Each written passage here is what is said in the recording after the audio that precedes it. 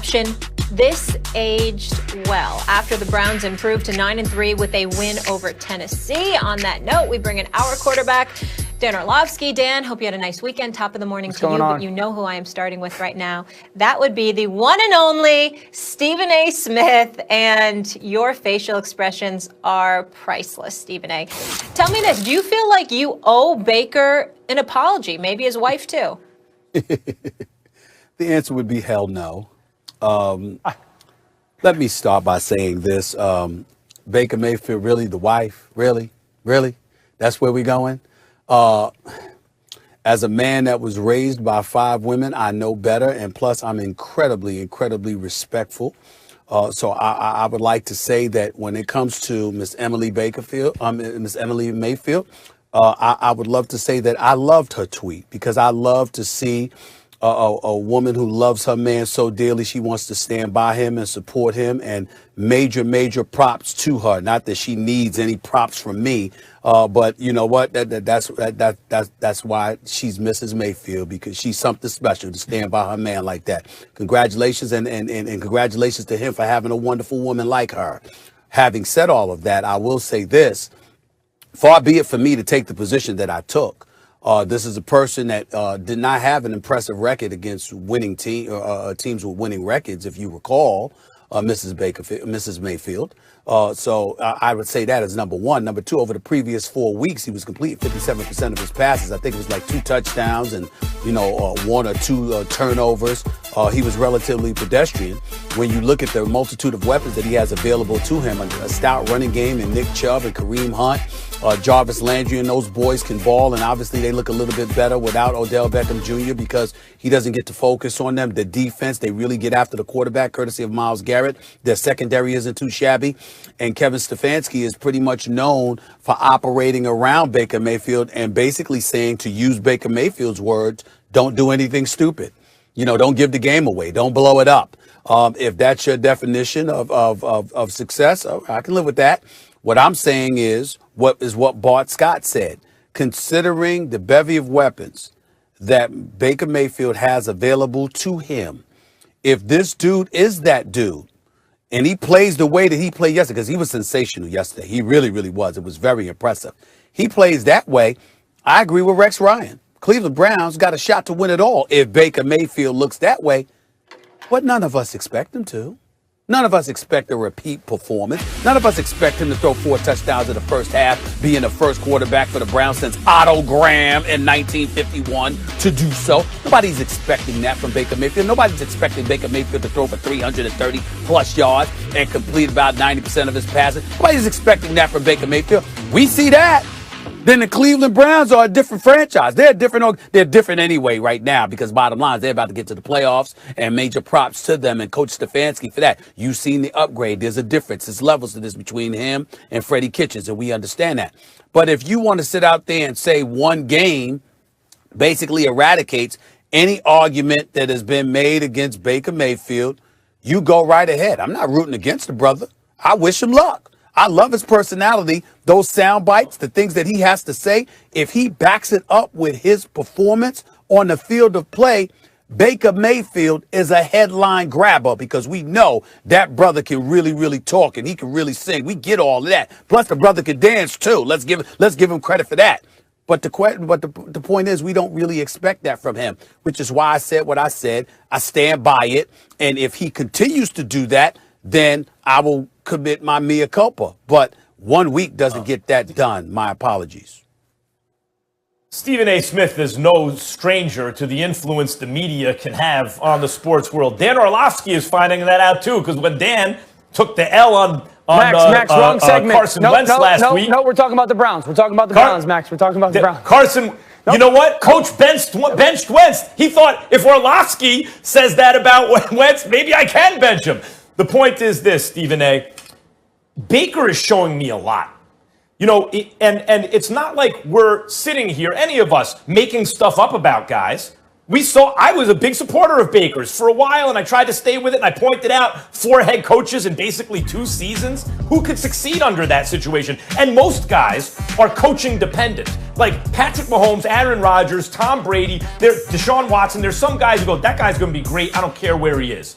Now, Belichick turns Brady from great to the GOAT, right? Andy Reid turns Mahomes from great into the Super Bowl champ, MVP, all that stuff. But most guys actually need coaching to go from bad to, like we saw it with Nick Foles, right? We saw it with Tannehill, and Baker fits into that category. Give him the right coaching and the right team around him, and he'll look good. We saw it at Oklahoma. He's throwing to wide open receivers. He looked great. But because of that, he looked more accurate than he really is, faster in college than he was in the pros, obviously, against slower defenses, right? He was cocky. And you want a quarterback who has some cockiness in him, but it was too cocky. And what the NFL has taught Baker, and give him credit for learning the lesson, not being so hard-headed that he didn't make adjustments, emotional, mental adjustments, right? He wasn't going to accept a loser's fate so far, right? Let's see what happens. But give him credit for learning that humility. Stephen A., remember when he responded to you earlier in the season, and he was like, that's those guys' jobs? They like that. I'm not worried about that. I thought to myself, that's a good answer. That answer shows maturity. And what did he say? What was it, yesterday, right?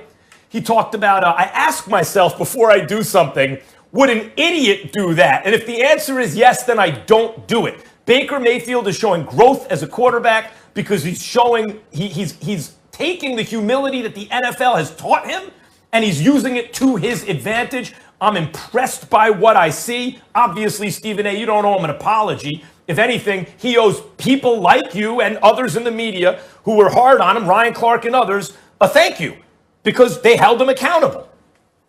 Max, hearing you say that quarterbacks need a lot of moving parts or variables around them to play well and have success is fascinating right now.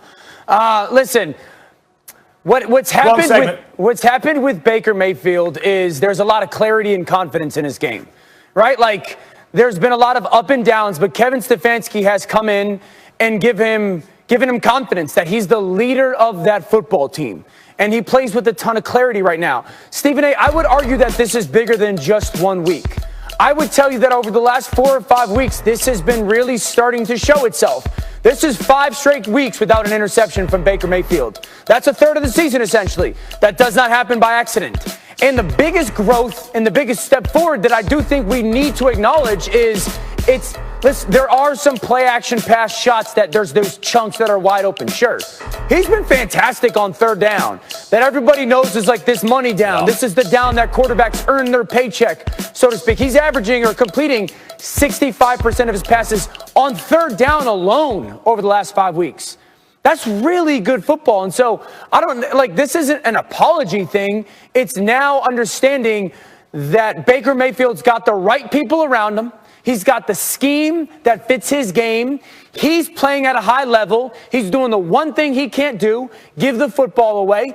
But the reality is this is the first time it was his biggest win and his best performance. This is the first time this year that it's happened in that setting where you're playing a plus 500 team. They're going to play the Steelers again. What's going to happen in that game? That's where all eyes will be on. If we will see Baker from yesterday when they play the Steelers, then we're having a different conversation, right? Then we're having a different conversation. But for right now, this was a huge step, and it's been weeks in the making. Dan Orlovsky, Max Kellerman, Molly. Yesterday was the first time that Baker Mayfield threw for 300 yards all season long. Right. Number one. Number two, they lost a game. I'm looking at the schedule here. They lost a game to the Las Vegas Raiders on November 1st. That was their last loss. A game in which he completed 48% of his passes and threw for 122 yards. Dan, hold on. 40 miles an hour win in that game. Hold on. Since then, he beat Houston 10-7. He beat the Philadelphia Eagles. He completed 60% and 54% of his passes in those games. And he beat Jacksonville before Tennessee yesterday. Why do we gotta Mrs. do Mayfield, Mrs. Mayfield, I mean, hey, send them tweets all day. I'll take it. I will not respond with any negativity whatsoever. I respect the ladies, especially the wives, okay? But respect. I won't even challenge you. Bring them on. But the rest of us, Hard is this different than stand by your man. Absolutely.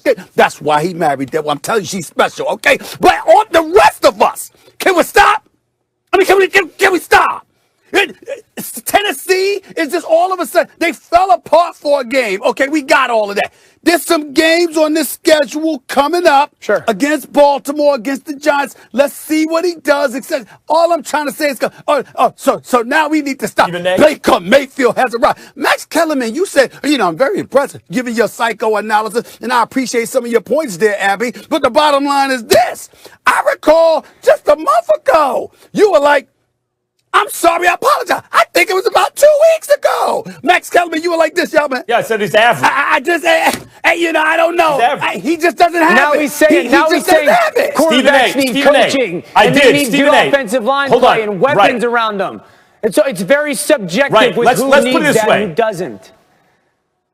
This is the bottom line. He's got offensive line protection that's also run blocking. He's got a great running game. He's got receivers, and he's got an excellent coach scheming guys open. All those things are true, and it's all helping him. He's benefiting from it. But he is also playing well. You can watch him. Okay, Max, but that's not what you said. For playing well. All right, Max, but that's not what you said. Right. You didn't say that I'm not 2 saying weeks ago. You said he doesn't have it. Come on, Max.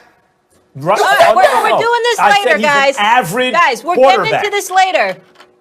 And now he's playing above average. We're discussing this later. This is Mayfield. Ryan Clark's going to join us for that. All right.